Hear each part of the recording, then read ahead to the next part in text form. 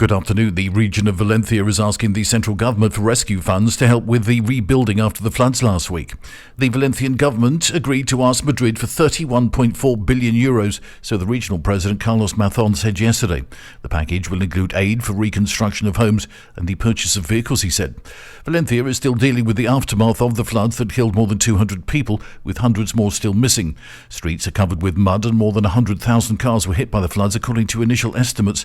The storm has been one of Spain's worst natural disasters in living memory. The regional government hasn't updated the death toll since November 1st. The latest figure was 217, which included 3 people killed in neighbouring regions.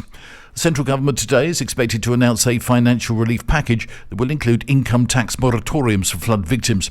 The Natural Disaster Insurance Agency is also processing requests for compensation from victims, although it hasn't yet released any figures. Valencia's regional government has so far pledged 250 million euros of aid. Meanwhile, the Spanish billionaire Amancio Ortega's foundation yesterday announced a 100 million euro donation for flood victims. And Spanish banks have offered mortgage holders, the self-employed and small businesses affected by the floods, a 3-month loan moratorium during which time they will not have to make any monthly instalments, the Banking Association said.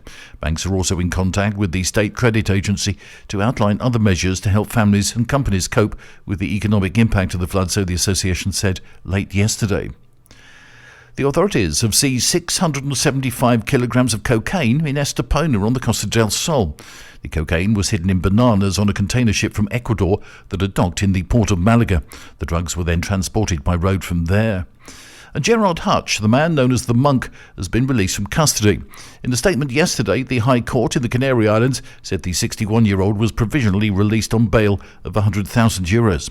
Hutch was one of 9 people arrested as part of a joint international investigation into money laundering by the Hutch organised crime group.